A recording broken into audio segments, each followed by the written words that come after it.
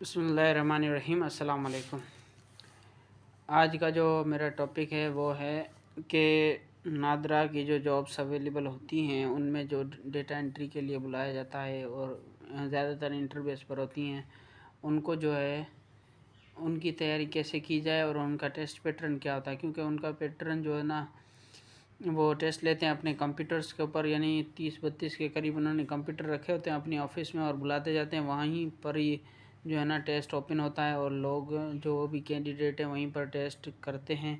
क्योंकि सारा कंप्यूटराइज्ड है तो उसी वक्त पता चल जाता है कि अगर आपके मार्क्स नहीं आए तो फिर जो है ना आपको डिस्क्वालीफाई कर दिया जाता है।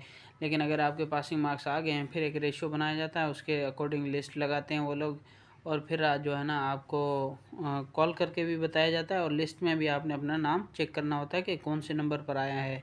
वो फिर टॉप टू बॉटम वाला सीन है, यानी जिसके ज़्यादा मार्क्स होंगे उनको ऊपर नंबर दिया जाएगा, फिर जिनकी कम मार्क्स होंगे उनको नीचे नंबर दिया जाएगा। अब आते हैं कि इनका टेस्ट पैटर्न क्या होता है और ये कैसे तैयारी किस तरह की टेस्ट ये लोग कंडक्ट करते हैं। ये जो है ना एज़ पर माई नॉलेज ये जो है ना MCQs बेस्ड और टाइपिंग बेस्ड टेस्ट लेते हैं, जिसमें आपके पास कोई 40 के करीब MCQs होते हैं। जो आपने MCQs आपको पता है कैसे सोल्व करने होते हैं।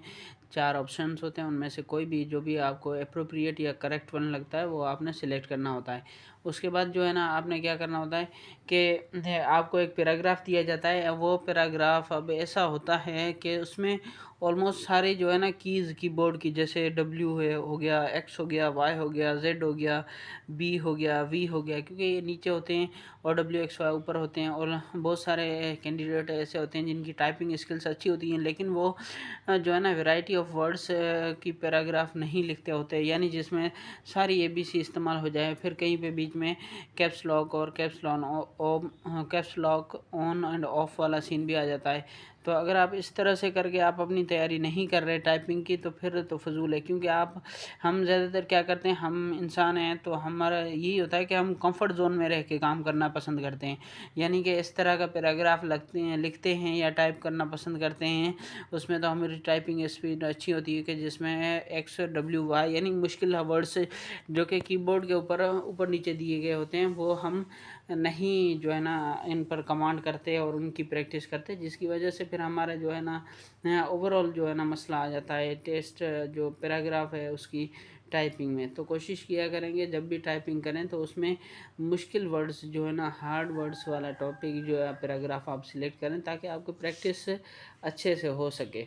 उसके बाद उन्होंने ये करना होता है, अगर आपने ये इनिशियल इनका क्लियर कर दिया होता है अच्छा, तो सबसे पहले जाके ना आपने क्या करना होता है, आपने अपना NIC और डोमिसाइल चेक कराना होता है। उसके अकॉर्डिंग वो आपको फॉर्म देते हैं, यानी आपको अपना आपका डिस्ट्रिक्ट और तालुका वगैरह लिख कर दे देते हैं। बाकी जो फॉर्म होता है 1 पेज का मैनुअल, वो आपने खुद फिल करना होता है। मैनुअल से मुराद है कि आपने पेन से फिल करना होता है, ठीक है जी।